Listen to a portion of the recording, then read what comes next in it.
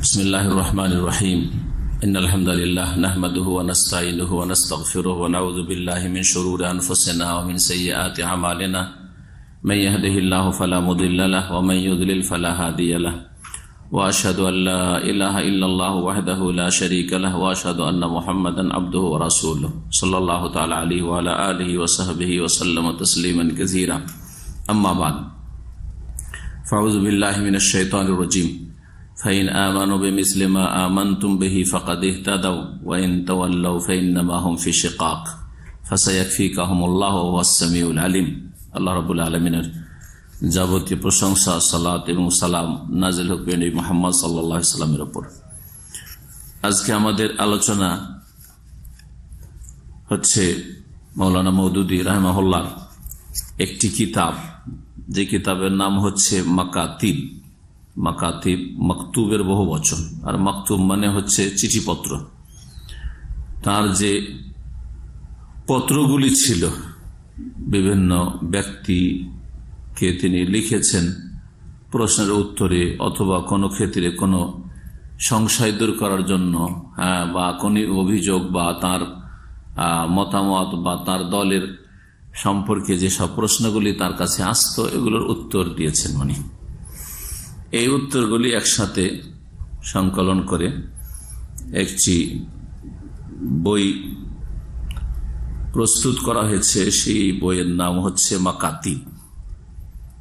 2 খণ্ডে রয়েছে। এটি আমাদের কাছে দ্বিতীয় খণ্ড, প্রথম খণ্ড আমাদের কাছে নেই।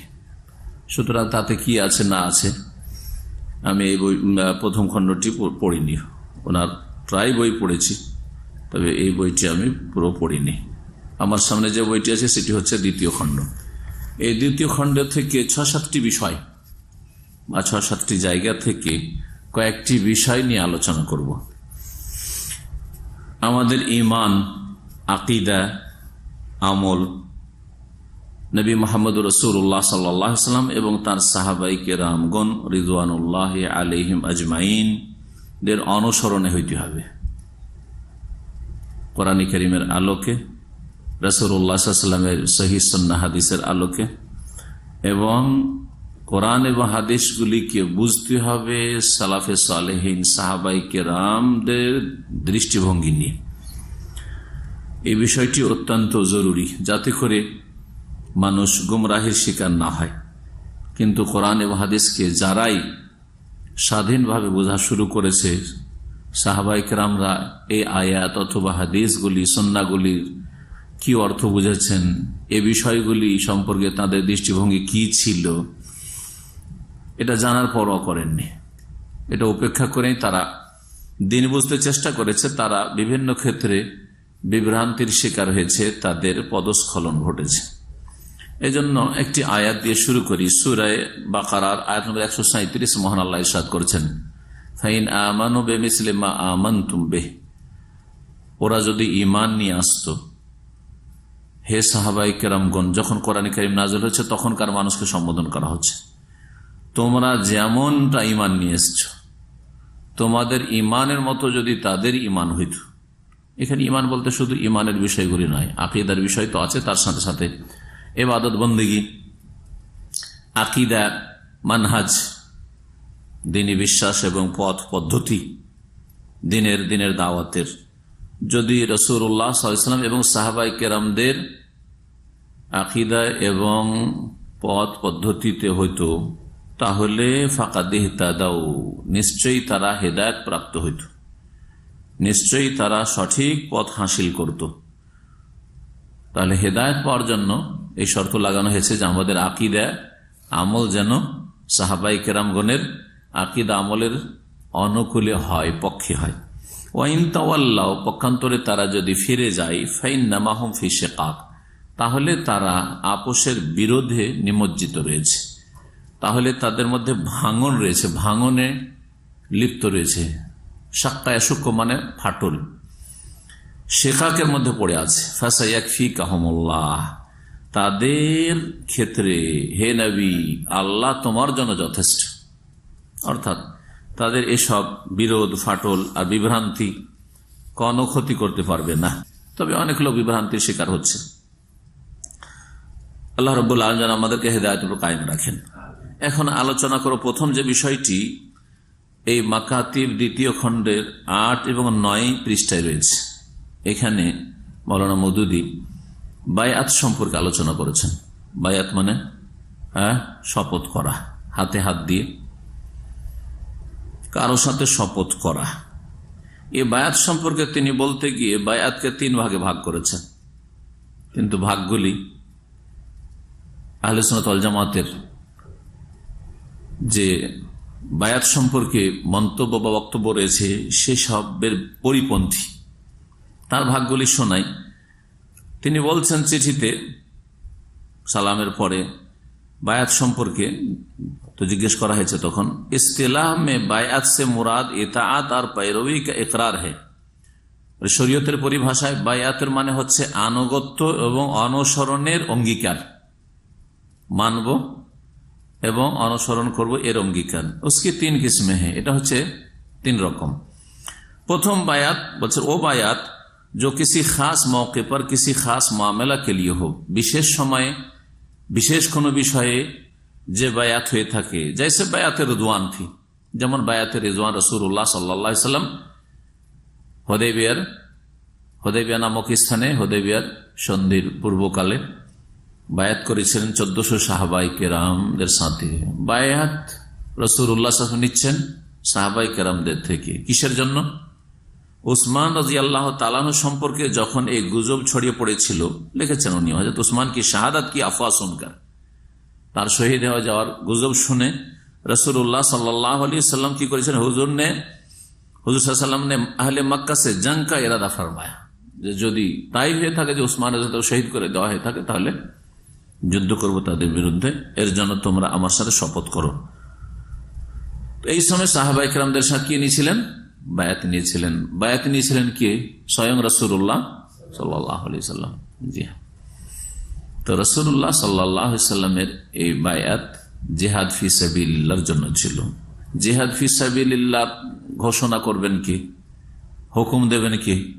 হ্যাঁ, রাসূলুল্লাহ সাল্লাল্লাহু আলাইহি ওয়াসাল্লামের যে উদ্দেশ্যে রাসূলুল্লাহ সাল্লাল্লাহু আলাইহি ওয়াসাল্লাম, আর তারপরে মুসলিম খলিফা বা শাসক, অন্য কোনো ব্যক্তি নয়, মুসলিম শাসক বা খলিফা ছাড়া অন্য কেউ না।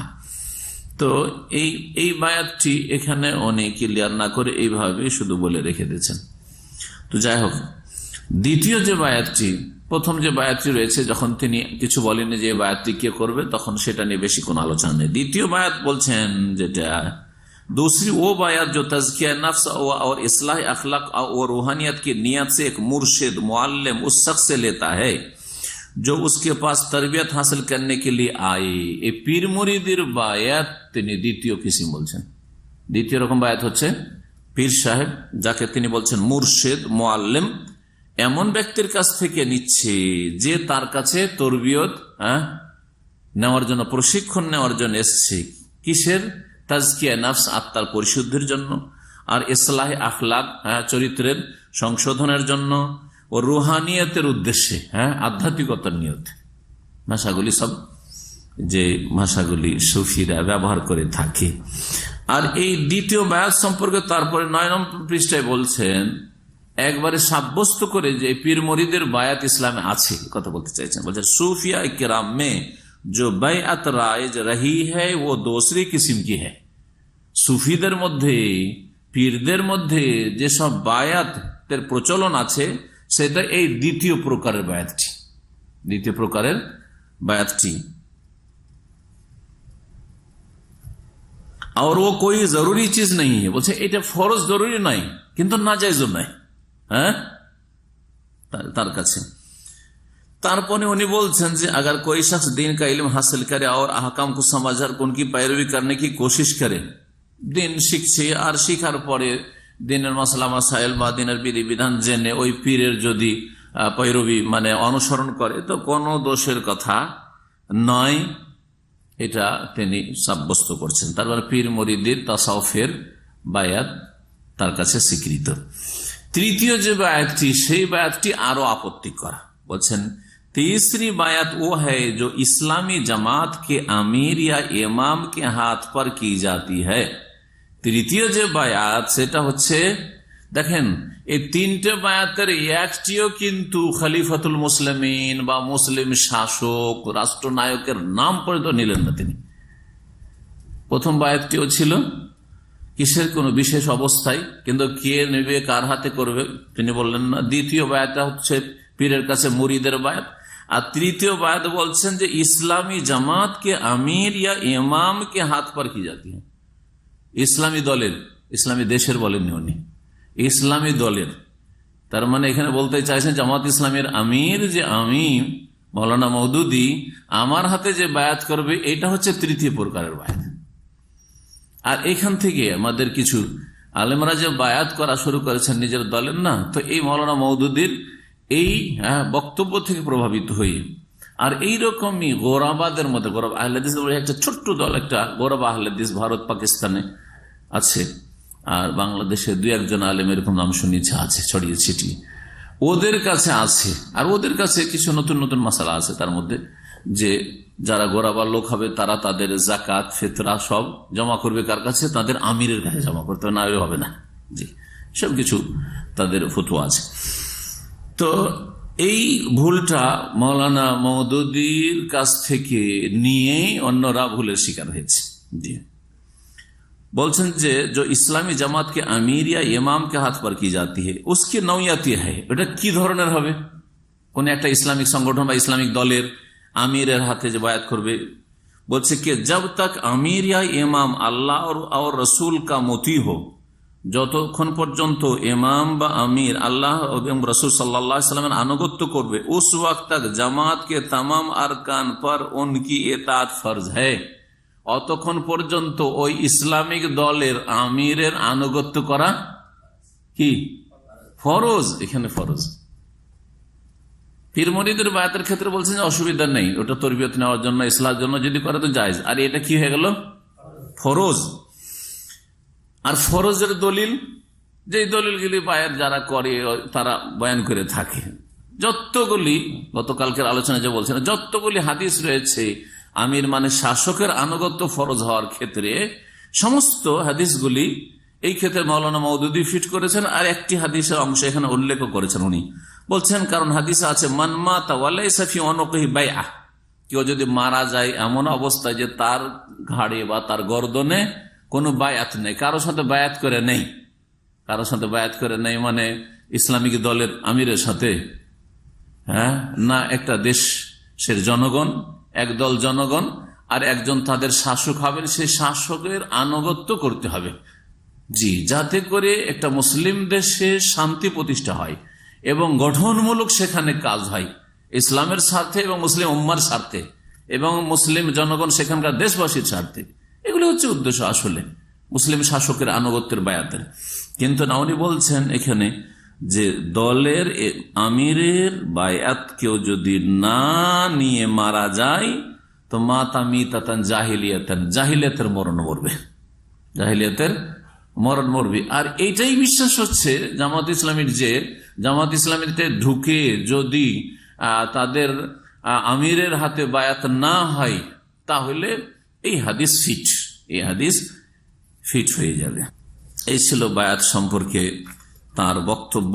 আর বেশি লম্বা না শুনিয়ে, বায়াত সম্পর্কে সৌদি আরবের বড় বড় আলেমদের ফতোয়া রয়েছে, তার মধ্যে আল্লামা শেখ সালেহ ফৌজান হাফেজাহুল্লাহ ফতোয়া রয়েছে।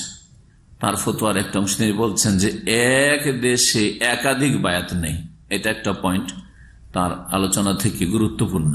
এক দেশে 2 বায়াত 3 বায়াত নেই, অর্থাৎ একটা বায়াত তো প্রত্যেক মুসলিমের হইতে হবে যে আমি দেশের একজন নাগরিক বা দেশের একজন প্রজা, আর আমার শাসক আছে, সেই শাসকের সাথে বায়াত মুখে বলি আর না বলি সেটা আমার ওপর আছে, বায়াত ফরজে আছে, যে আমার বড়রা আনুগত্য স্বীকার করেছে এবং এই দেশে একটা শাসন কায়েম হয়ে আছে, আমি এখানকার নিয়ম নীতিমালা আইন কানুন মেনে চলি, এটি হচ্ছে বায়াত। জরুরি না যে হাতে হাতে বায়াত করতে হবে বা তার সামনে গিয়ে স্বীকার করতে হবে, সবাইকে যেতে হবে না।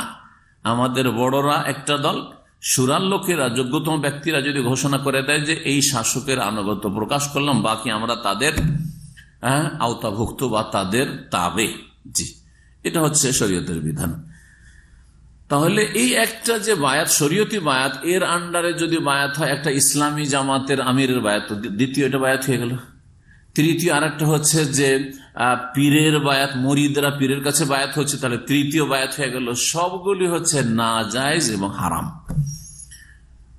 ফতোয়া এখানে আমি নকল করেছি শেখ মোহাম্মদ বিন সালেহ ওসাইমিন রাহিমাহুল্লাহ তাআলা, তার লেখা আল বাবুল মফতুহ বলে যে মাকতাবা শামিলাতে যে ফতোয়াগুলি রয়েছে, তাতে তাকে জিজ্ঞাসা করা হয়েছে, তার এখানে দুটি ফতোয়া, একটি ফতোয়া শোনাই। তাকে জিজ্ঞাসা করা হচ্ছে হুকমুল বাইআত লি উমারায়ে তানজিমাত, বিভিন্ন যে দল সংগঠনগুলি রয়েছে, এর যে আমির বা নেতারা বা সভাপতি, সেক্রেটারি, জেনারেল সেক্রেটারি, তাদের হাতে বাইআত, এর হুকুমটা কি? মা হুকমুল বাইআত লি আমিরি বাইআতুহু মুনফাসিলা আন বাইআতি ওয়ালিল আমরিল আম। বলছেন যে এমন কোন আমির বা নেতার বায়াতের হুকুম কি যার বায়াতটা যে দেশের শাসক থেকে ভিন্ন আরেকটি বায়াত, এই বায়াতের হুকুম কি?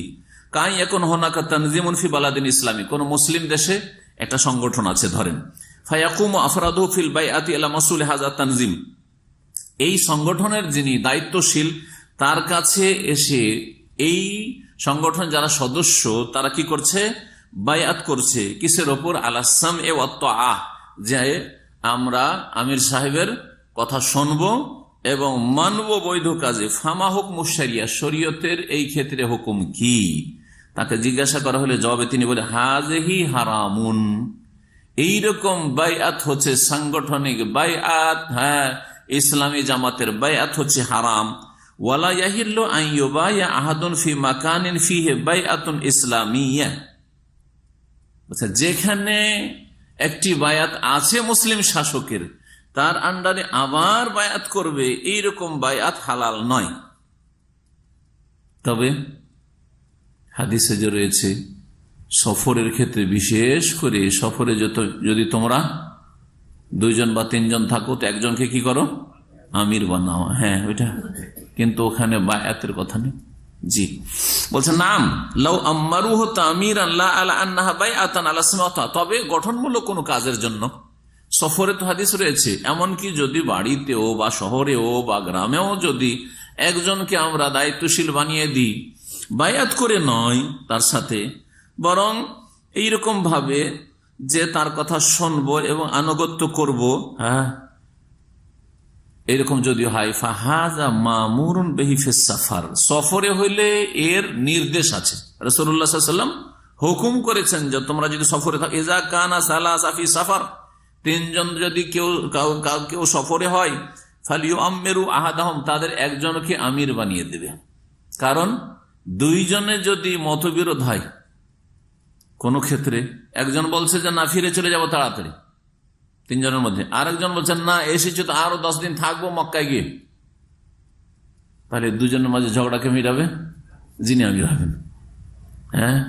যেটা ভালো মনে করবেন, থাকবো না চলে যাব, অথবা এর মাঝামাঝি একটা কোনো কিছু করব, তিনি সিদ্ধান্ত দেবেন। হাত্তা ইযা ইখতালাফা ইসনান, বলছে যে কারণ যদি এই 3 জনের 2 জনে মতবিরোধ করে, কানাল হুকমু ইয়াকুনুল হুকমু ইলাইহি, তাহলে তৃতীয় ব্যক্তি যিনি আমির তিনি চূড়ান্ত ফয়সালা করবেন, চলাফেরা, খাওয়া দাওয়া, কোন জায়গায় অবস্থান করা না করা ইত্যাদি সম্পর্কে। তারপরে আম্মা ফি দাখিলিল বালাদ ফালা বায়াত, শহরে আছেন, বাড়িতে আছেন, গ্রামে আছেন, আর বায়াত বলছেন কোন বায়াত নেই। ফি দাখিলিল বালাদ লাইসাত মাশরুআ, শরীয়ত সম্মত নয়। ওয়া কাযালিকা নাফসুল বায়া ইন্নী বায়াতুকা হাযা মামনুন মুতলাকান হাত্তা ফিস সাফার, এমনকি সফরে যদি বলে যে আমরা 3 জন, আমি তো আপনার সাথে বায়াত করছি, এইরকম বায়াত নেই, তবে তার কথা মানবো, তিনি যেভাবে হুকুম করবেন চলবো, তিনার সিদ্ধান্ত, কারণ তাকে আমরা আমির বানিয়েছি, এইরকম করবে। আর একটি জিজ্ঞাসা তাকে করা হয় যে ফজিলাতুশ শেখ মা হিয়া শুরুতুল বায়া, বায়াতের শর্ত কি? তবে সেই সম্পর্কে তিনি বলছেন আল বাইআ আল্লাতী তাকুনু ফি বাযিল জামাআতি, কিছু জামাতে, ইসলামিক দলে যে বায়াত রয়েছে সেটা হচ্ছে বাইআতুন মুনকারাতুন শাযাতুন, এটি মুনকার এবং শায মানে হচ্ছে ইসলামের অধিকাংশ বা ওলামাদের ফতোয়া বিরোধী। সাজ ফতুয়া বলা হয় যে কেউ তেমন 4 ইমামের কেউ ফতুয়া দেয়নি, একটা নতুন এমন ফতুয়া নিয়ে আসলো, তাও হাদিস দ্বারা সেটা শক্তিশালী দলিল ভিত্তিক নয়, এইরকম ফতুয়াগুলিকে সাজ বলা হয়। কারণ যখন আপনি অন্য কারো হাতে বায়াত করলেন তখন যেন আপনি আপনার দেশে 2 জন ইমাম বা 2 জন শাসক কি করলেন, শাসকের স্বীকৃতি দিলেন যে দেশের সরকার একটা আমার শাসক, তার আনুগত্য আমার কাঁধে ফরজে আছে, আর আরেকজনের আনুগত্য ফরজে আছে, তিনি হচ্ছেন আমার আমিরে জামাত, আমার হচ্ছে আমিরে জামাত। আল ইমামুল আজম, যিনি বড় ইমাম মানে দেশের শাসক, আল্লাযী হুয়া আলা জামিল বিলাদ, গোটা দেশের মালিক। ওয়াল ইমামুল্লাযী বায়াহু, আর আরেকজন ইমাম বা আমির আপনার হয়ে গেলেন যার সাথে বায়াত করেছেন। তাহলে 2 ইমামের আনুগত্য আপনি নিজের উপর ফরজ করলেন। ওয়াতাকযী ইলা শাররিন বিল খুরুজ আলাল আইম্মা,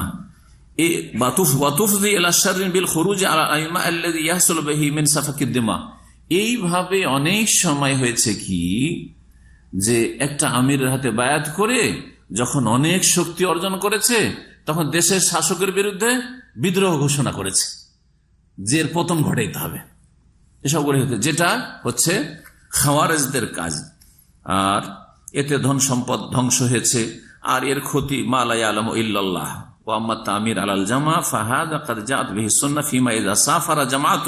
হ্যাঁ, একটা দলের একজনকে আমির বানানো, বায়াত নয় আমির বানানো, এটা সুন্নাহ দ্বারা প্রমাণিত।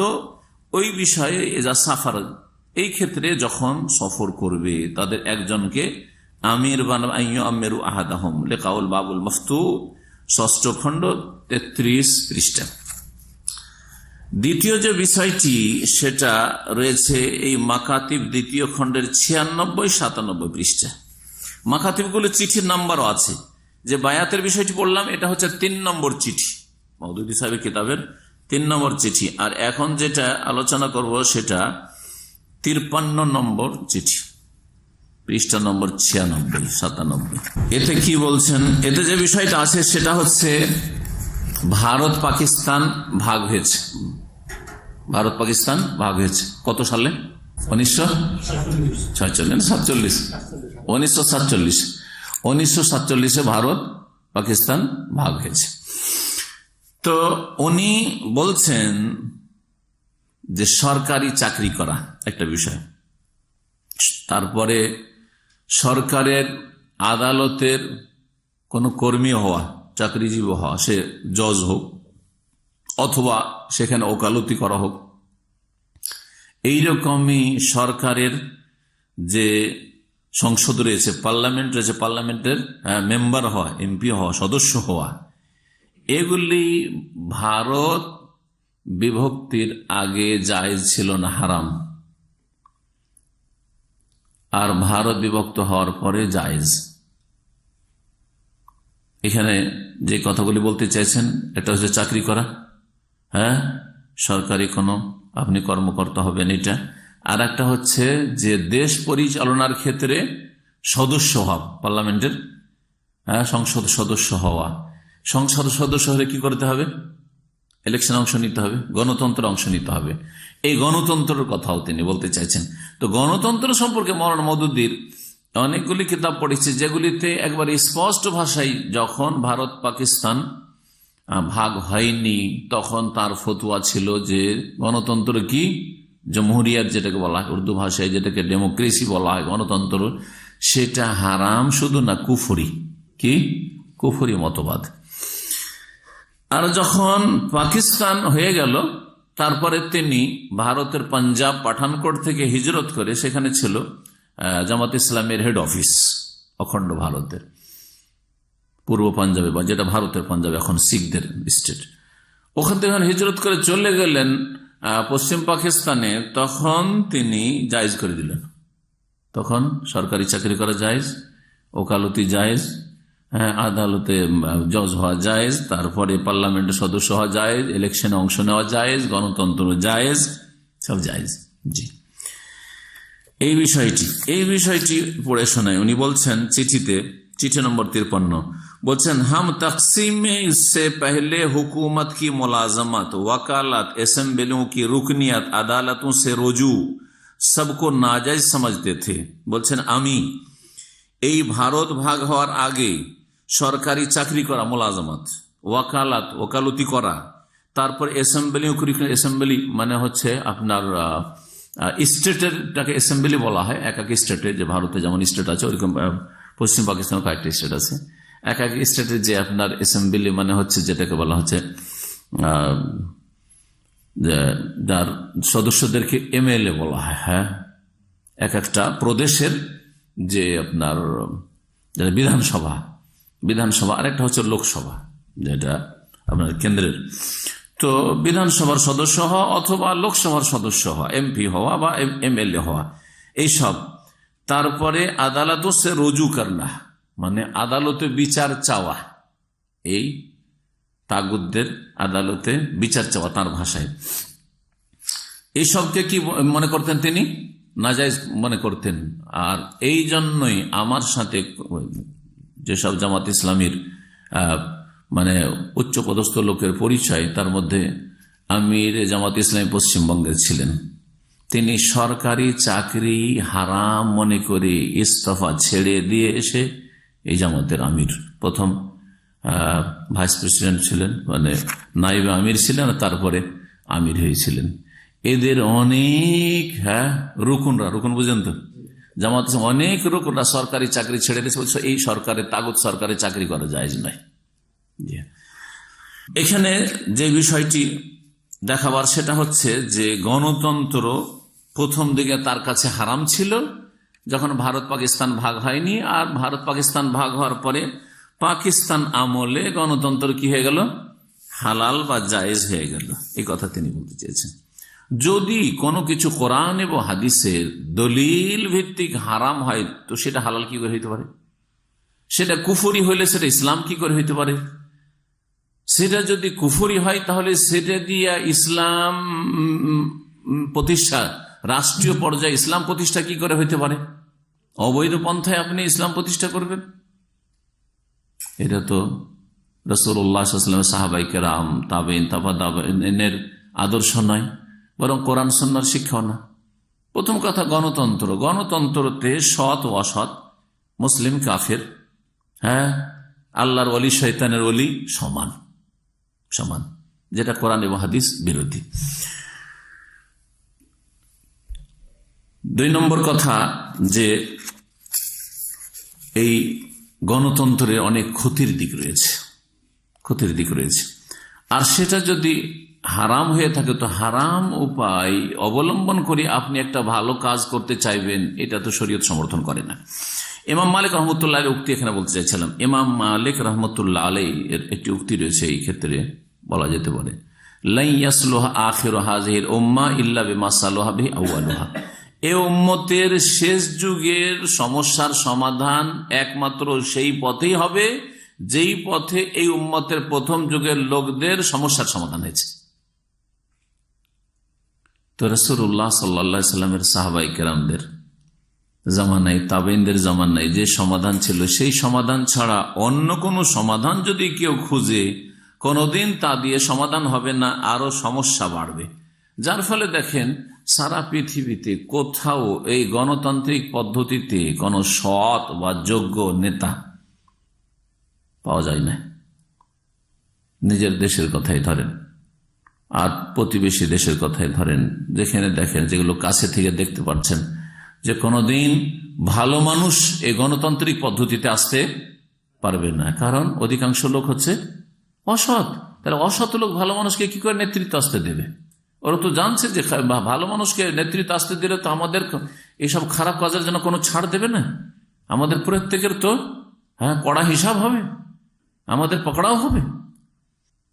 অধিকাংশ লোক যে খারাপ থাকবে এবং অধিকাংশ লোককে দেখে প্রতারিত হতে কঠোরভাবে নিষেধ করেছেন। সূরা মায়েদার আয়াত নম্বর 100 আপনাদের শোনাই। মহান আল্লাহ ইরশাদ করেছেন, কুল লা ইয়াস্তাউইল খাবিস ওয়াত তাইয়্যিব। হে নবী বলো যে নোংরা বস্তু এবং পবিত্র বস্তু সমান হইতে পারে না। নোংরা বস্তু অথবা ব্যক্তি, খাবিস খারাপ জিনিস আর ভালো জিনিস সমান হতে পারে না। ওয়ালাউ আজাবাকা কাসরাতুল খাবিস, যদিও তোমাকে চমৎকৃত করে নোংরা বস্তুর আধিক্য, খারাপের সংখ্যা গরিষ্ঠতা বা খারাপের পরিমাণ, খারাপ চমৎকার করে দেখানো হচ্ছে, এগুলো যদি তোমাকে আশ্চর্য করে দেয়, অবাক করে দেয় বা চমৎকৃত করে, তারপরেও না, কখনো খবিস আর তাইয়্যিব, নাপাক আর পাক, সৎ আর অসৎ সমান হতে পারে না। ফাত্তাকুল্লাহ ইয়া উলিল আলবাব, হে জ্ঞানীরা, সুতরাং আল্লাহকে ভয় করো। সূরা হাশর আয়াত নম্বর 20 মহান আল্লাহ ইরশাদ করছেন, লা ইয়াস্তাউই আসহাবুন নার ওয়া আসহাবুল জান্নাহ, জান্নাতি এবং জাহান্নামী সমান হতে পারে না। আসহাবুল জান্নাতি হুমুল ফায়েজুন, জান্নাতীরা হচ্ছে সফলকাম আর জাহান্নামীরা হচ্ছে খাসিরুন, ক্ষতিগ্রস্ত। সূরা আনআম আল্লাহ রাব্বুল আয়াত নম্বর 116 তে ইরশাদ করেছেন, ওয়াইন তুতি আকসারা মান ফিল আরদি ইউদিল্লুকা আন সাবিলিল্লাহ, যদি পৃথিবীর অধিকাংশ মানুষের বা সংখ্যাগরিষ্ঠদের আনুগত্য করো, কথা মানো, ইউদিল্লুকা আন সাবিলিল্লাহ, আল্লাহর রাস্তা থেকে তোমাদেরকে গোমরাহ করে পথভ্রষ্ট করে দেবে। পৃথিবীর বা দেশের যদি সংখ্যাগরিষ্ঠতার কি করো, কথা শোনো। তো গণতন্ত্রে কার কথা নেওয়া হয়? সংখ্যাতে কারা বেশি, কাদের ভোট বেশি হয়েছে, কাদের সিট বেশি হয়েছে, এটা দেখা হয় না যে যাদের ভোট কম তাদের পাল্লাতে ভালো লোকের রয়েছে, নেক লোকের রয়েছে, আমানতদার লোকের রয়েছে, আল্লাহ ভীরু লোকের রয়েছে, এক পয়সা তারা মেরে খাবে না, কোনো মূল্য নেই, কোনো মূল্য নেই। তো এইরকম অনেকগুলি আয়াত রয়েছে। 3টি আয়াত এখানে বললাম যে গণতন্ত্র একেবারে ইসলাম বিরোধী আর এর বিভিন্ন ক্ষতির দিক রয়েছে। তার মধ্যে একটি হচ্ছে যে কাফের আর মুসলিম, বিশ্বাসী অবিশ্বাসীকে সমান করে দেওয়া, সৎ আর অসৎকে সমান করে দেওয়া। আর একটি দিক আছে যে দেশে বিরোধ থাকবেই, মানে একটা বিরোধী দল সব সময় থাকতেই হবে, অথচ দ্বীন ইসলামের নেতৃত্বের মূলনীতি হচ্ছে যে মুসলিম খেলাফতে কেউ বিদ্রোহী বা বিরোধী থাকবে না, সবাই আনুগত্য করবে, যদিও জালেম হয়, যদিও গুনাহগার হয়। জরুরি নয় যে সে একেবারে ওলিউল্লাহ হইতে হবে, জনগণ গুনাহগার, সুতরাং সেখানকার শাসকও বিভিন্ন গুনাহে লিপ্ত আছে, কিন্তু সে মুসলিম, তাহলে তার আনুগত্য সকলের জন্য ফরজ হবে। এই ছিল দ্বিতীয় যে বিষয়টি। তৃতীয় বিষয় এই মাকাতিবের 211 পৃষ্ঠায় রয়েছে, আর চিঠি নম্বর হচ্ছে 155। একটা হচ্ছে ইসালে সওয়াব। ইসালে সওয়াব বুঝেন তো? সওয়াব রেসানি বলে, রেসানি শব্দটি ফার্সি আর ইসাল শব্দটি হচ্ছে আরবি। ইসাল মানে পৌঁছানো আর রেসানি মানে পৌঁছানো। আমাদের দেশের লোকেরা দুটোই ভাষা ব্যবহার করে, ইসালে সওয়াব বলে আর সওয়াব রেসানি বলে। নেকি পৌঁছানো, এক কথায় নেকি পৌঁছানো। কাকে? মৃত ব্যক্তিকে নেকি পৌঁছানো।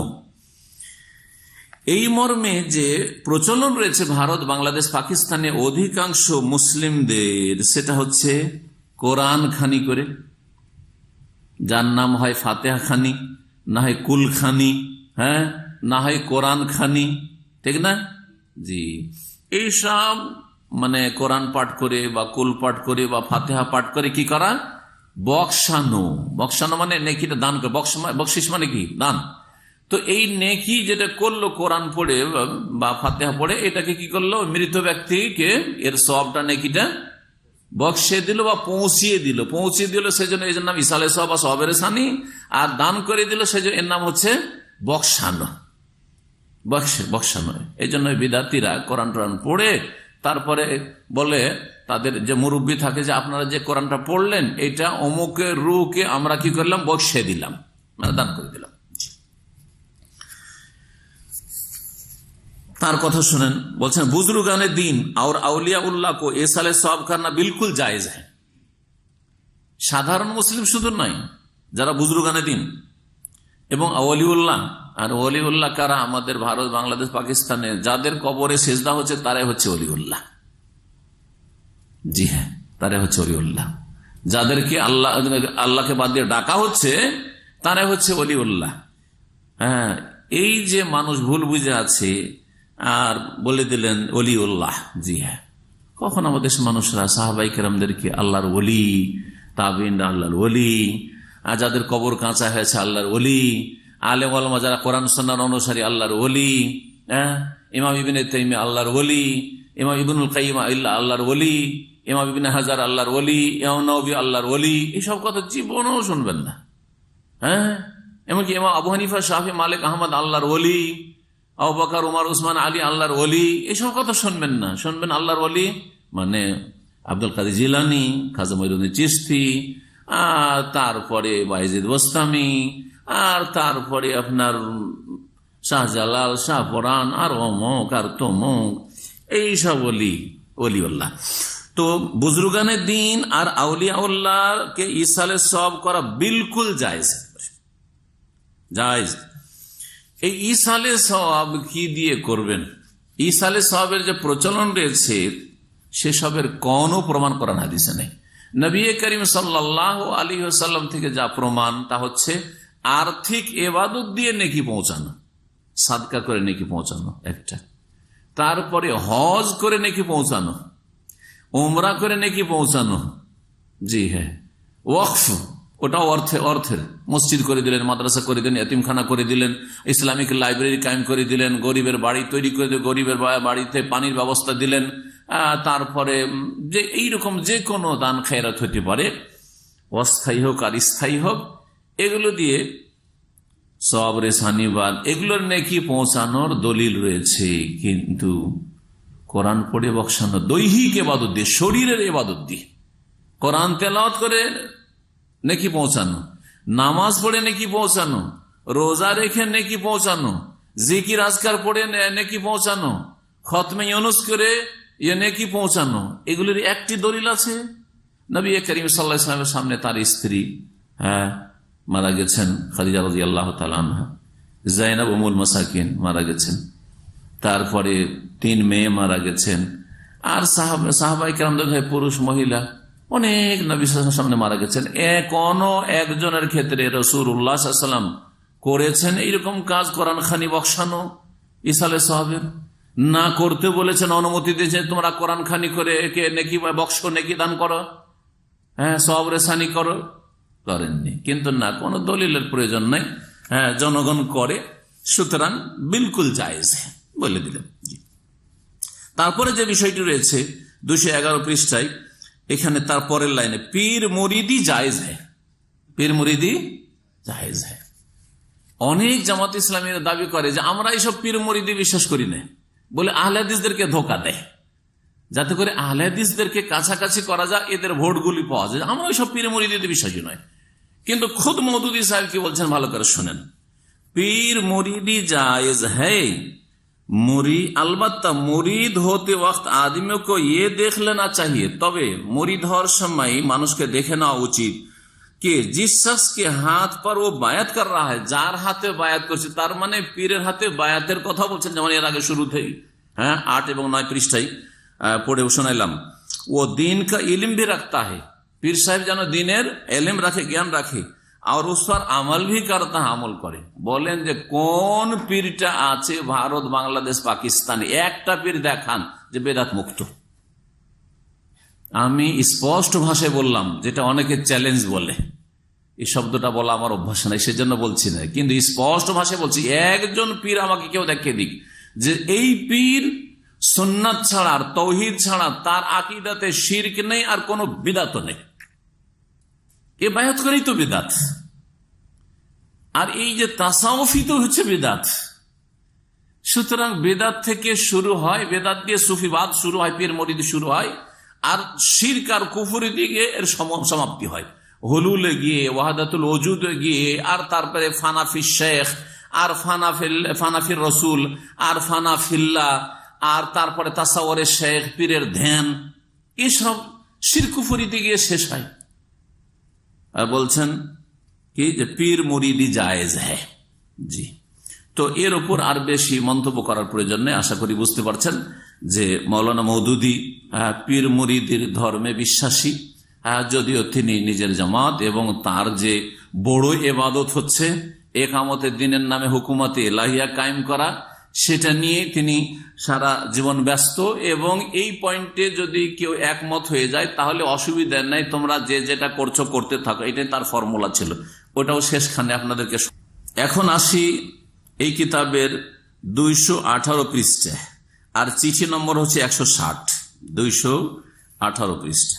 বলছে যে দ্বীন ইসলাম বোঝার ক্ষেত্রে যেহেতু মেলা মাসলাক হয়েছে, হানাফি, শাফি, মালিকি, হাম্বলি, শিয়া, সুন্নি, সুতরাং এই ক্ষেত্রে তিনি বলছেন যে যার যেটা ইচ্ছা মানবে, যার যেটা ইচ্ছা মানবে। তার ভাষায় শোনাই যে ইসলামী রাষ্ট্র কায়েম হলে সেখানকার আইন কানুন কিসের ভিত্তিতে হবে? একটা হচ্ছে কোরআন সুন্নাহ ভিত্তিক, না ওটাতে তিনি একমত না, সম্ভব না বলছেন ওটা। আর একটা হচ্ছে যে সেখানকার সংখ্যাগরিষ্ঠ কোন মযহাব ফলো করে, এই ফর্মুলাতে মৌলানা মওদুদী আছেন। বলছেন যে সেই দেশের যদি অধিকাংশ জনগণ হানাফি ফিকহে বিশ্বাসী, হানাফি মযহাবে বিশ্বাসী, তাহলে হানাফি ফিকহ দিয়ে দেশ পরিচালিত হবে। সেই দেশের জনগণের মেজরিটি সংখ্যাগরিষ্ঠ যদি শিয়া রাফেজি হয়, তাহলে সেখানে ফিকহে জাফরি, যেটার নাম, যেটাতে জাল আর গুমরাহি ভরা, আর সাহাবায়ে কেরামদেরকে গালমন্দ করা, আর শাইখাইন আবু বকর, ওমর এবং তৃতীয় খলিফা উসমান রাদিয়াল্লাহু তাআলা আনহুম আজমাইন, তাদের তাকফির করা, তাদেরকে কাফের বলা, যাদের ধর্মকর্ম, সেটাই হবে সেখানকার আইন কানুন। এই বিষয়টি হচ্ছে এমন মারাত্মক আকীদার গুমরাহি মৌলানা মওদুদীর যে আজ পর্যন্ত জামাতে ইসলামী শিয়াপন্থী, এই মৌলানা মওদুদীর এইসব বক্তব্যের কারণে আর এসব লিখনির কারণে। আর এই কারণেই কুয়েতে একজন বড় আলেম এবং দায়ী ছিলেন ভারতের নাগরিক আল্লামা শেখ সালাহুদ্দিন মকবুল হাফিজাহুল্লাহ তাআলা। তিনি বর্তমানে ভারত জমিয়ত আহলে হাদিসের আমির, সভাপতি। তিনি তার একটি কিতাব লিখছেন জওয়াবে ফি ওয়াজহিস সুন্নাহ কাদিমান ওয়া হাদিসান। এই কিতাবের কথা এর আগের আলোচনা তো বলেছি। সেই কিতাবে মৌলানা মওদুদী সম্পর্কে লিখতে গিয়ে তিনি বলেছেন যে মৌলানা মওদুদী কে ছিলেন, শুধু একটা বাক্য শোনাচ্ছে ওনার। কিতাবটা থাকলে নিয়ে এসে পড়ে শোনাইতাম, কিন্তু এক সময় ছিল, জানি না কোন ভাই যে নিয়েছে, তারপরে ভুলে গেছি যে কাকে দিলাম বা কার কাছে গেল, এরকম হয় অনেক সময় কিতাবের ক্ষেত্রে। তো ওই কিতাবটা লিখছেন যে মওদুদী শিইউন ইয়াতাসাত্তারু বিসুন্নাহ, মৌলানা মওদুদী আসলে শিয়া, আর তিনি সুন্নার বা সুন্নিদের মুখোশ পরিধানকারী, সুন্নিদের লেবাস পোশাক পরে আসলে তিনি শিয়া। না হলে এসব কথা কি করে বলতে পারেন? জি, আর শিয়ার সমর্থন কি করে করতে পারেন? আর এই খোমাইনি যখন ফ্রান্সে নির্বাসিত ছিল, সেখান থেকে নিয়ে এসে পশ্চিমা কুফরি শক্তি তাকে রেজা শাহ পাহলভীর পরে যখন বসালো ইরানের নেতৃত্বে, গদিতে, তখন অভিনন্দন এবং মোবারকবাদ দেওয়ার জন্য স্পেশাল ফ্লাইট করে জামাত ইসলামীর পাকিস্তান, পশ্চিম পাকিস্তান, পূর্ব পাকিস্তান আর ভারতের সমস্ত জামাত ইসলামের নেতারা এসে মৌলানা মওদুদীর নেতৃত্বে, জি হ্যাঁ, আর ইখওয়ানীদের, মিশরের ইখওয়ানীদের বড় বড় নেতারা সবাই এসে অভিনন্দন জানিয়েছে, মোবারকবাদ জানিয়েছে। কাকে? এই খোমেনিকে। খোমেনিকে যদি মৌলানা মওদুদী মোবারকবাদ জানায় আর ইখওয়ানীরা মোবারকবাদ জানায়, তাহলে কেন বড় বড় জামাত ইসলামীর বাংলাদেশের বক্তারা ইমাম খোমেনি বলবে না? অথচ সে হচ্ছে বড় কুফরির ইমাম। জি হ্যাঁ, আর আদর্শ কেন বলবে না? বলছেন মৌলানা মওদুদী, তার ভাষায় শোনায়, তিনি দেশের আইন কানুনকে দুই ভাগে ভাগ করেছেন। দেশের আইন কানুন দুই ভাগে বিভক্ত। বলছেন किताब और सुन्नत की ताबीर के मामले में हमें और आपको आम मुल्की कानून, आम मुल्की कानून माने पब्लिक लॉ, साधारण जेटा लॉ, जी है, अल कानून अल मदनी, सिविल लॉ, जी, और शख्सी कानून একটা হচ্ছে পার্সোনাল ল। পার্সোনাল ল বলতে মুসলিমদের বোঝায় কি? বিবাহ, তারপর তালাক আর জমি জায়গার ভাগ বন্টন, এগুলো পার্সোনাল ল আমাদের। জি, এই পার্সোনাল ল ভারতে মুসলিমদের আছে, যে পার্সোনাল বিরুদ্ধে ষড়যন্ত্র করছে বর্তমান বিজেপি কট্টরপন্থী এই কুফরি শক্তি। আল্লাহ রাব্বুল আলামিন তাদেরকে ব্যর্থ করেন এবং তাদের সর্বনাশ করেন। তো বলছেন যে এই যে দুটো ল আছে, একটা পাবলিক ল আর একটা হচ্ছে পার্সোনাল ল, এই দুটোর মাঝে কিতাব ও সুন্নাত কি তাবির কে মামলা মে এই দুটো এর কথা আইনের কথা বলার পরে কে দরমিয়ান লা মাহালা फर्क करना होगा। किताब व सुन्नत की ताबीर के मामले में हमें और आपको, आमादेर की और आपनादेर के जनगण की, आम मुल्की कानून माने पब्लिक ल और शख्सी कानून पार्सोनाल ल के दरमियान এই দুটো আইনের মাঝে নিঃসন্দেহে পার্থক্য করতে হবে। आम मुल्की कानून बहरहाल किताब व सुन्नत की उस ताबीर पर ही बनेगा जिसे अक्सरियत मानती हो। যখন পাবলিক ল দেশের হবে যেটা, সেই পাবলিক লয়ের ক্ষেত্রে কোরআন সুন্নাহর সেই ব্যাখ্যাটাই মানতে হবে যেই ব্যাখ্যাটা সেখানকার অধিকাংশ জনগণ বিশ্বাস করে। অর্থাৎ একটু আগে যেটা বললাম যে দেশের অধিকাংশ জনগণ যদি হানাফি হয় তাহলে হানাফি ফিকহ, হানাফি কোরআন সুন্নাহর ব্যাখ্যা, শাফি হইলে শাফি কোরআন সুন্নাহর ব্যাখ্যা, মালিক হইলে মালিকি কোরআন সুন্নাহর ব্যাখ্যা, হাম্বলি হইলে হাম্বলি কোরআন সুন্নাহর ব্যাখ্যা, আর যদি শিয়া হয় তাহলে জাফরি বা শিয়া কোরআন সুন্নাহর ব্যাখ্যা মানতে হবে। তারপরে বলছেন ইরানের কথা আসছে, বলছেন ইরান মে আকসারিয়ত শিয়া হ্যায়, ইরানে মেজরিটি হচ্ছে, সংখ্যাগরিষ্ঠ হচ্ছে শিয়া, इसलिए वहां का पब्लिक लॉ शिया ताबीर पर बनेगा। সুতরাং সেখানকার পাবলিক ল যেটা হবে সেটা শিয়া যে ব্যাখ্যা আছে ইসলামের সেই ব্যাখ্যা অনুযায়ী হবে। और पाकिस्तान में अक्सरियत सुन्नी है, पाकिस्तान जेहेतु संख्यागरिष्ठ सुन्नी, इसलिए अगर यहाँ आप कोई इस्लामी हुकूमत कायम करना चाहते हैं, अगर यदि एखाने इस्लामी राष्ट्र कायम करते चान तो उसका पब्लिक लाजमन सुन्नी ताबीर ही बनेगा। তখন সেখানে সুন্নি যে ইসলামের ব্যাখ্যা রয়েছে তার ভিত্তিতে হবে। अलबत्ता पर्सनल के मामले में शियों के लिए शिया ताबीर, अहले हदीस के लिए अहले हदीस की ताबीर और हनफियों के लिए हनफी ताबीर ही मुसल्लम होगी। हाँ বলছে পার্সোনাল ল এর ক্ষেত্রে আহলে হাদিসরা তোমাদের বিবাহ, তোমাদের তালাক, তোমাদের কি ওই যে ভাগ বন্টন, এগুলো যে পার্সোনাল ল, যেগুলো এই পার্সোনাল ল গুলি তোমাদের নিজের রাখো, কিন্তু দেশের যে আইন হবে সেটা কিসের ভিত্তিতে? সংখ্যাগরিষ্ঠতার ভিত্তিতে, কিতাব সুন্নাহর ভিত্তিতে নয়। এবং তারপরে এই কথা বলে দিচ্ছেন যে কারণ কিতাব সুন্নাহর ওপর ঐক্যমত সম্ভব নয়, সে সংখ্যাগরিষ্ঠতার ওপর ঐক্যমত সম্ভব আর কিতাব সুন্নাহর ওপর ঐক্যমত সম্ভব নয়। আশ্চর্য কথা, আমাদেরকে আল্লাহ ডাক দিয়েছে ওয়াতাসিমু বিহাবলিল্লাহ, আর হাবলুল্লাহ হচ্ছে কোরআন সুন্নাহ। নবী সাল্লাল্লাহু আলাইহি ওয়াসাল্লাম বলছেন তোমাদের মাঝে দুটো বস্তু ছেড়ে যাচ্ছে, তারাক্তু ফিকুম আমরাইন, লান তাদিল্লু মা তামাসসাকতুম বিহিমা, যতদিন দুটোকে আঁকড়ে ধরবে গোমরা হবে না। দুটো কি? কিতাবুল্লাহ কোরআনে কারীম আর সুন্নাহ। আর মাওলানা মওদুদী বলছেন যে সংখ্যাগরিষ্ঠ দেখে সেখানকার আইন নেওয়া হবে, আইনের বাস্তবায়ন করা হবে, বা সংখ্যাগরিষ্ঠ যারা তাদের যে কোরআন সুন্নাহর ব্যাখ্যা রয়েছে সেটা সেখানে বলবৎ থাকবে।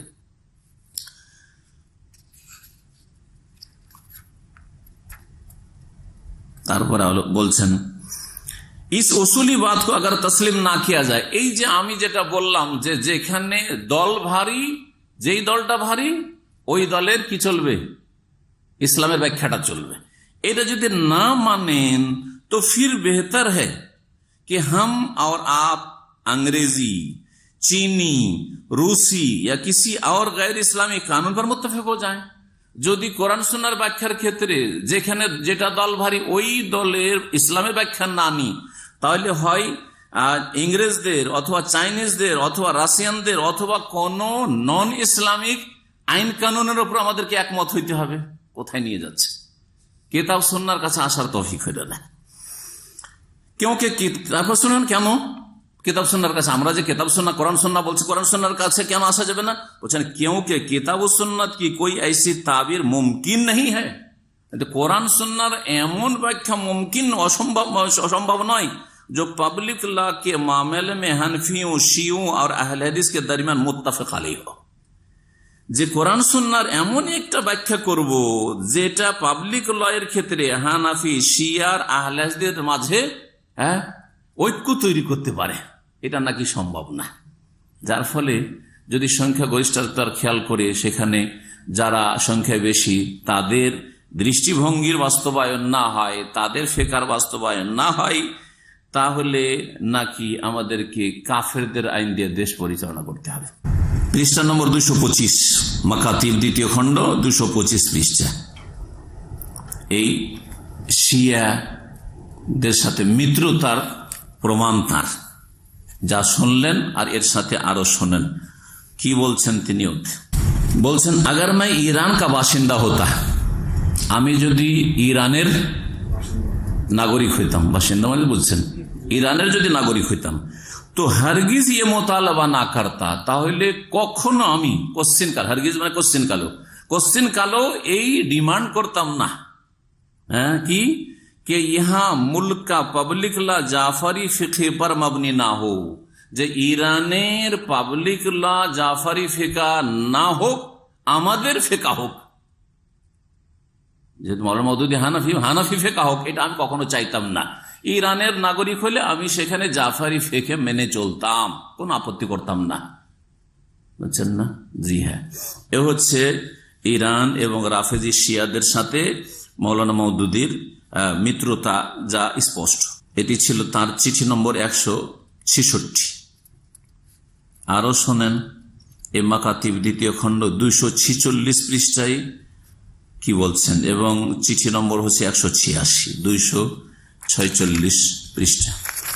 চিঠি শুরুতে বলছেন, আসসালামু আলাইকুম রহমতুল্লাহ, আপকা এনায়াতনামা মিলা। যে চিঠি লিখেছেন মওলানা মওদুদীকে, বলছেন আপনার চিঠি পত্র পেলাম। তারপরে বলছেন, जमात इस्लामी के दरवाजे शिया हजरत के लिए भी कभी बंद ना थे। জামাতে ইসলামী দরজা শিয়াদের জন্য কখনো বন্ধ ছিল না, মানে তাদের জন্য খোলা আছে। আসেন আপনারা আমাদের এই জামাতে ইসলামীতে অংশ নেন, সদস্য হন। जो शख्स भी, এখন শুনেন তো জামাত ইসলামী হওয়ার জন্য কি করা লাগবে এটা শুনেন। जो शख्स भी जमात के मकसद से इत्तेफाक करी वो उसका मुत्तफिक बन सकता है। জামাত ইসলামীদের কাছে প্রাথমিক সদস্য হওয়া হচ্ছে মুত্তাফিক হওয়া। ওদের উর্দু টার্মগুলি এখনো ভারতে, তো পশ্চিমবঙ্গে বাঙালিরা এই ভাষাতে ব্যবহার করা যায় না। বাংলাদেশে কি বলে? সাথী বলে মনে হয় আপনাদের, নাকি? সাথী, ওই সাথীটা হচ্ছে মুত্তাফিক। প্রাথমিক স্তর হচ্ছে সাথী হওয়া, মানে মুত্তাফিক হওয়া। মুত্তাফিক মানে একমত হওয়া। বলছেন যে জামাত ইসলামীর যে লক্ষ্য উদ্দেশ্য রয়েছে তার সাথে কেউ যদি একমত হইতে পারে তাহলে সে হচ্ছে মুত্তাফিক বা সাথী সে, ঠিক আছে। और जो जमात के दस्तूर को कबूल कर ले, और जो जमात इस्लामीर दस्तूर माने तो बुझছেন আইন কানুন, যে জি জামাত ইসলামীর যে ল বা আইন কানুন, যদি তাদের কি বলে যেটাকে, যে কোনো সংগঠনের যেটা থাকে গঠনতন্ত্র, হ্যাঁ দস্তুর, মাশাআল্লাহ, জি হ্যাঁ মনে করিয়ে দিয়েছেন। জামাত ইসলামের গঠনতন্ত্র যদি কবুল করে নেয়, যে আমি এই জামাতের গঠনতন্ত্র কবুল করে নিলাম, আমাকে মঞ্জুর, ও রুকুন ভি বান সকতা হয়, তাহলে সে কি হয়ে যাবে? রুকুন হয়ে যাবে। এই রুকুন কথাটি কিন্তু বাংলাদেশেও আছে, তাই না? রুকুন মানে কর্নার, শাব্দিক অর্থ আরবির রুকুন। জি, রুকুন মানে ভিত, হ্যাঁ, রুকুন মানে সদস্য। উর্দুতে রুকুন মানে হচ্ছে সদস্য, আরবি অর্থ থেকে উর্দুতে গেছে রুকুন মানে হচ্ছে আমি অমুক দলের রুকুন মানে সদস্য। জি, তখন সদস্য হল সে রুকুন পর্যায়ের সদস্য। ये जमात तो फिरका बंदी के तासुबात को खत्म करने के लिए बनी है। বলছি এই দল জামাত ইসলামী তো এই দলাদলি আর যে গোঁড়ামি রয়েছে এটা নিশ্চিহ্ন করার জন্য তৈরি হয়েছে।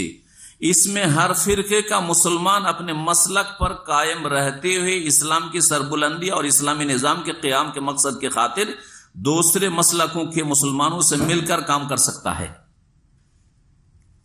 বলছেন ভালো করে শুনেন, বলছেন যে এই জামাত ইসলামীতে যে কোনো দলের মুসলমান अपने मसलक पर कायम रहते हुए নিজে নিজের মজহব মসলাকের ওপর কায়েম থেকে, অর্থাৎ দেওবন্দি থেকে, তবলিগি থেকে, বেরলবি থেকে, আটরসি থেকে, মাইজভান্ডারি থেকে, দেওয়ানবাগি থেকে, শিয়া রাফেজি থেকে, আহলে হাদিস থেকে, হানাফি, শাফি, মালিক, হাম্বলি সব নিজের মসলাকে থেকেই मुसलमानों से मिलकर काम कर सकता है। बोलছেন इस्लाम की है कायम रहते हुए, अपने मसलक पर कायम रहते हुए इस्लाम की सरबुलंदी और इस्लामी निजाम के क्याम के मकसद के खातिर, ইসলামকে শক্তিশালী করার জন্য এবং ইসলামিক যে শাসন রয়েছে এটা প্রতিষ্ঠার উদ্দেশ্যে दूसरे मसलकों के मुसलमानों से मिलकर অন্যান্য মসলাকের যে অন্যান্য মুসলিম রয়েছে তাদের সাথে মিলে কাজ করতে পারে। জামাত ইসলামীতে সবাই কাজ করতে পারে। এই জন্য আপনাদেরকে মনে এক সময় শুনিয়েছিলাম যে মৌদুদির একটা ক্যাসেটে এই কথাটাই শুনেছি যে আলহামদুলিল্লাহ তিনি গর্ব করে বলছেন আমাদের দলে हमारी जमात में देवबंदी भी है, बरेलवी भी है, अहले हदीस भी है, यहाँ तक के শিয়া भी है। বললেন যে শিয়াও আমাদের দলে আসতে পারে, শিয়াদের জন্য দরজা কখনো বন্ধ করিনি, খোলা আছে। আহলে হাদিসের জন্য খোলা আছে। কতক্ষণ পর্যন্ত খোলা আছে? আর কিসের ভিত্তিতে খোলা আছে? বাস একটা টার্গেটে একমত হয়ে যান। কি টার্গেট? একামতের দিনের ব্যাখ্যা হলো হুকুমতে এলাহিয়া। হ্যাঁ, কি করতে হবে? আমাদেরকে ক্ষমতা নিজের হাতে নিতে হবে। যে গত সপ্তাহে বলেছি যে সুফি নাজির আহমদ কাশ্মীরির যে মন্তব্য জামাত ইসলামী সম্পর্কে, যে ইসলাম কা লেবাদা ওড়কে হেগেল কা নজরিয়া পেশ কিয়া হয়। একটা সলেহীন নেক লোকদের গোষ্ঠী দল তৈরি করো, শক্তিশালী দল তৈরি করো, যারা অসৎ লোকদেরকে কি করবে, তাদের পতন ঘটাবে, তাদের কাছ থেকে ক্ষমতাকে ছিনিয়ে নেবে। যেমন হেগেল থিওরি পেশ করেছিল, যে জার্মান যে দার্শনিক, সে থিওরি পেশ করেছিল যে সর্বহারাদের একটা দল তৈরি করব আমি, আর এই দল তৈরি করে সর্বহারার কি করবে, এই পুঁজিপতি আর এই জমিদার, যে যারা কোটি কোটি টাকার মালিক, যাদের পয়সার শেষ নাই, আর কেউ বাড়ি নেই, ঘর নেই, ফুটপাতে, এরা ওদের কাছ থেকে ধন সম্পদ কি করবে, ছিনিয়ে নেবে। ওই থিওরি থেকে তখন এইটাকে ইসলামের উপর ফিট করে তিনি জামাত ইসলামী কায়েম করেছেন এবং ইসলামের এক্সপ্লেন ব্যাখ্যা করেছেন, যেটা ইসলামের ভুল ব্যাখ্যা পুরো। জি হ্যাঁ, যে একটা সলেহীনের দল তৈরি করে তলেহীন খারাপ লোকদের হাতে যে নেতৃত্ব চলে গেছে তাদের কাছে কি করতে হবে, কেড়ে নিতে হবে।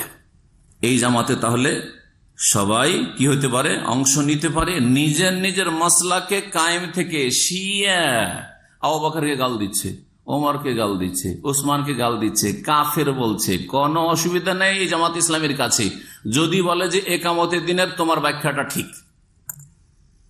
কিন্তু আমার মতো লোক যারা কোরআনে হাদিসের দলিল ছাড়া কোনো কথা মানেও না, আর বলেও না ইচ্ছে করে, সে যদি শুধু বলে একামতের দিন মানে তৌহিদুল উলুহিয়া, তৌহিদুল ইবাদা থেকে শুরু করা, আর একামতের দিন মানে তৌহিদুল হাকেমিয়া না, ক্ষমতা দখল করা নয়, তাহলে আমি ইসলামের দুশ্মন। হ্যাঁ, আমি ইসলামের দুশ্মনদের এজেন্ট, আর তারপরে ইহুদিদের দালাল, আর তারপরে কারো পাঁচাটা কিছু গোলাম, এগুলো আমি তাদের কাছ থেকে উপাধি পাবো। এটা হচ্ছে জামাত ইসলামীর আচরণ।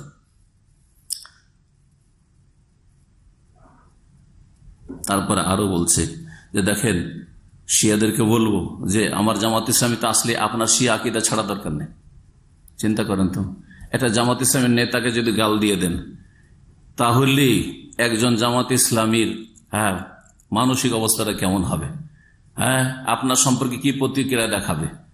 রাসূলুল্লাহ সাল্লাল্লাহু আলাইহি ওয়াসাল্লামের ডান হাত, বাম হাত, দুই মেয়ের জামাই, তাদেরকে যদি কাফের বলে, রাসূলুল্লাহ সবচেয়ে প্রিয়তমা স্ত্রী এবং মানব জাতের মধ্যে সবচেয়ে প্রিয় যিনি আয়েশা রাদিয়াল্লাহু তাআলা আনহা ও আবু হার, তার পিতা, এই দুইজন কথা না বলেছেন, তাদেরকে কাফের বললে অসুবিধা নেই যদি একামতের দিনের ক্ষেত্রে আমাদের যে ব্যাখ্যা আছে জামাত ইসলামীর, সেটাতে যদি ঐক্যমত পোষণ করে। তারপরে আরো বলছেন 246 পৃষ্ঠাতে, ওখানেই বলছেন এই চিঠিতে, 186 নম্বর চিঠিতে, मैं ना आपसे शिया अकीदा ও মসলক छोड़ने का मुतालबा करता हूं। শিয়াদের সম্বন্ধে বলছে যে আমি আপনাকে কথা বলছি না যে শিয়া আকিদা আর মসলক ছেড়ে দেন, না আপ মুঝসে সুন্নি আকিদ ও মাসলাক छोड़ने का मुतालबा करें। আপনিও বলিয়েন না যে আমি সুন্নি মাসলাক ছেড়ে দিয়ে চলে আসি, আমি আমারটাতে থাকি, আপনি আপনারটা থাকেন। সুন্নি और শিয়া होते हुए भी हम मुसलमान हैं। শিয়া সুন্নি হওয়া সত্ত্বেও আমরা হচ্ছে মুসলিম। আবু বকরকে কাফের বলেও মুসলিম, উমরকে কাফের বলেও মুসলিম, আয়েশা রাদিয়াল্লাহু তাআলা আনহাকে আউযু বিল্লাহ, হ্যাঁ, অসতী বলেও মুসলিম। জি হ্যাঁ, এটাই তো আকীদা রাফেজিদের।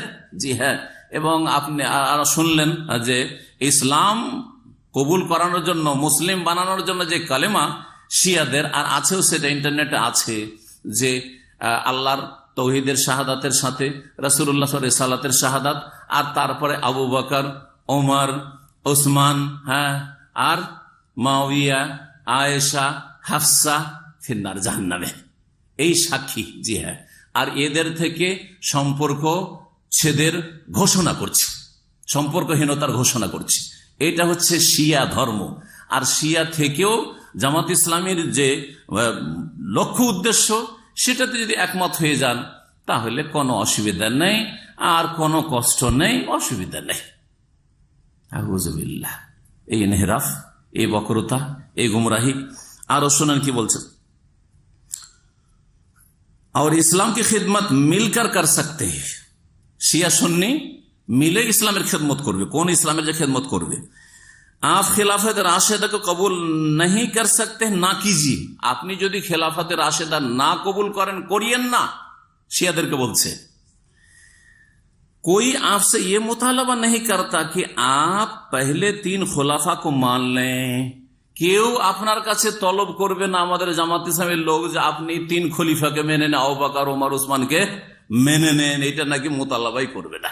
এটা হচ্ছে মওদুদির ধর্ম, আমাদের দিন নয়। এটা হানাফিদেরও দিন নয়, শাফি, মালিক কি আর হাম্বলিদেরও দিন নয়। 4 মাযহাবের কোন আলেমে কথা বলবে না, দেওবন্দি আলেম বলবে না, বেরেলভি আলেম পর্যন্ত বলবে না যে আবু বকর, ওমর, ওসমান, আলীর আবু বকর, ওমর, ওসমানের খেলাফত মানবে না, অসুবিধা নাই, তারপর ইসলামের খেদমত হবে। আউযুবিল্লাহ, আউযুবিল্লাহ। এই ছিল মাওলানা মওদুদির শিয়া রাফেজি মিত্রতা, ইরানের সাথে বন্ধুত্ব। আর যার ফল আজকে মাওলানা মওদুদির পরেও 50-60 বছর হয়ে যাচ্ছে, তারপরও দেখছেন যে আজকে হুসি, বাগি, জালেম এবং ষড়যন্ত্রকারী বিরুদ্ধে সৌদি আরবের যে লড়াই চলছে, তাওহীদ এবং শিরক কুফরির লড়াই, সে লড়াইয়ের ক্ষেত্রে হুসিদের পক্ষ জামাত ইসলামের লোকেরা নিয়ে থাকে।